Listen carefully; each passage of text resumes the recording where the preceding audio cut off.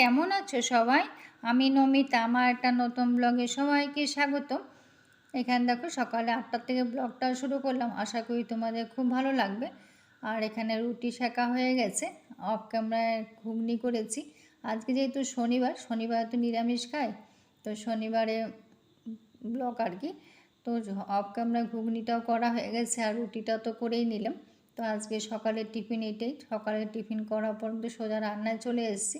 তো রান্নায় তো অনেক সবজি দিয়ে একটা ভাজা মতন করেছি। এখানে দেখো সাধারণটা একটা আঁশ পড়েছিল, তো অফ ক্যামেরা পরে ফেলে দিয়েছি। তো যেহেতু সাধারণটা কাটা হয়েছে আর মুগ ডাল দিয়ে লাউ দিয়ে করলাম, তো সাধারণটা হালকা পাতলাভাবে রান্না করব, খেতে কিন্তু ভালোই হয়। বাড়িতে যখন কোনো কিছু মানে কাজের একটা চাপ থাকে না, তখন একটু হালকা পাতলা রান্নারই চেষ্টা করি, যাতে অন্য কাজটা করতে পারি। এটা হয়তো আমরা সবাই মেয়ে, মানে সব মেয়েরাই এভাবে, যদি রান্নাটা যেহেতু নিরামিষ, তো নিরামিষের দিন তো তেমন কিছু রান্না থাকে না, একটু হালকা পাতলা করার চেষ্টা করি। সেটাই করে নিয়েছি। এখানে দেখো 1 চামচ জিরে, একটু সর্ষে দিলাম, ওটাকে রাব করে নিয়েছি। আর একটু আদা হলুদটা এখানে দিয়ে দিলাম, কাঁচা লঙ্কাও দিয়েছি। তো এটা এই মশলাটা দিয়ে শুধু সাদা ডাঁটাটা রান্না করবো, মানে হালকা পাতলা হলেও খেতে কিন্তু ভালোই হয়। আর দুটো আলু সিদ্ধ করে রেখেছি, আলু না দিলে তো কোনো সবজির সৌন্দর্যটাই বাড়ে না, তাই না? ওই জন্য দুটো আলু সিদ্ধ, মানে শুধু সাদা ডাঁটা দিয়েও করা যায়। আমি দুটো আলু সেদ্ধ করে রেখেছি। এমনি সবসময় আমি আলু একটু সেদ্ধ করেই মানে সব রান্নাতেই ব্যবহার করার চেষ্টা করি। আর দেখো মশলাটা হয়ে গেছে, আর সাদা ডাঁটাগুলো একটু ভেজে নিয়েছি, ভেজে মানে কি একটু হালকা তেলে সাঁতলে নিলাম আর কি।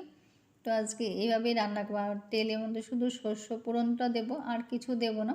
আর ওই মশলাটা যে করে রেখেছি না, ওটা দিয়ে কষিয়ে তারপরে রান্না করবো আর কি।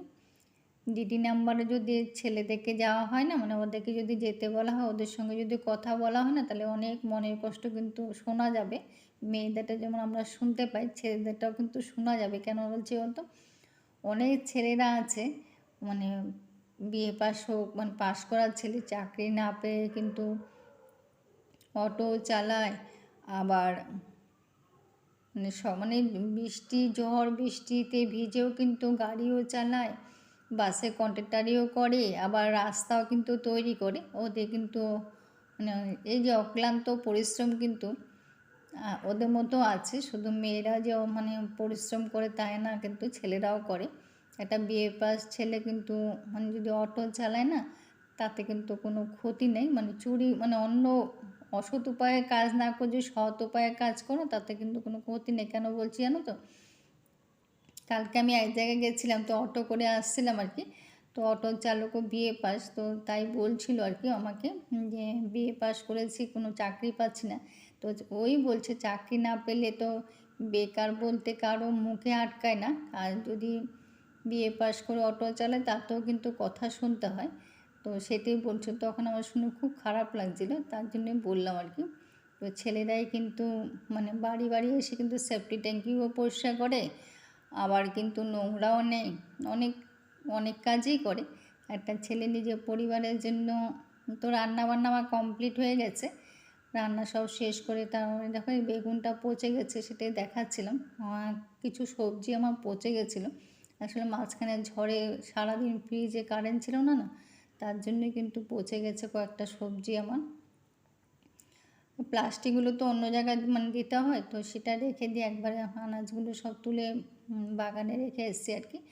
তো সব ওই সবজিগুলো তো ফেলি না, ওগুলো তো বাগানে রেখে দিই। আর যে কটা বাসন আছে সেই কটা বাসন মেজে নেব।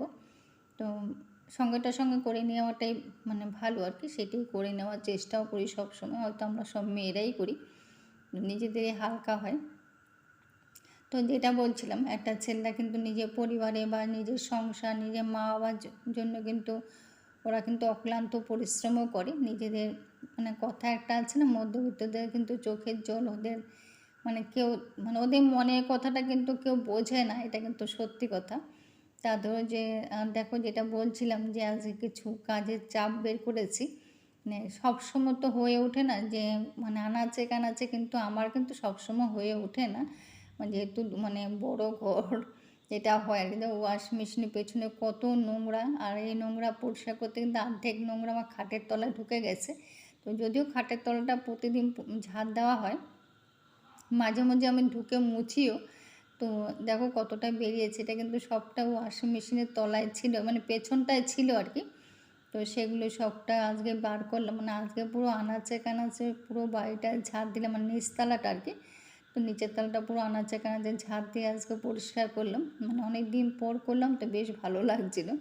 তো মানে প্রতিদিন করা হয় না, হয়ে ওঠে না আর কি, প্রতিদিন চেষ্টা করলেও হয়ে ওঠে না। তো যেদিন যেদিন একটু রান্নাটা একটু চাপটা কম থাকে সেদিনে চেষ্টা করি কিছু একটা করার জন্য, তাই সেরকম কিন্তু সবসময়ই করার চেষ্টা করি। তো আজকে পুরো ঘরটা ঝাড় দিয়ে নেব, তো অফ ক্যামেরা মুছবো, তো এই জন্য ঝাড়টা দিয়ে নেব। তো আজ কালকে পরশু দুদিন কিন্তু এই খাটের তলটাও ঝাড় দিই। তো দুদিন আমার ঝাড় দেওয়া হয় না, দুদিন কিন্তু, হ্যাঁ দুদিন ঝাড় দেওয়া হয়নি।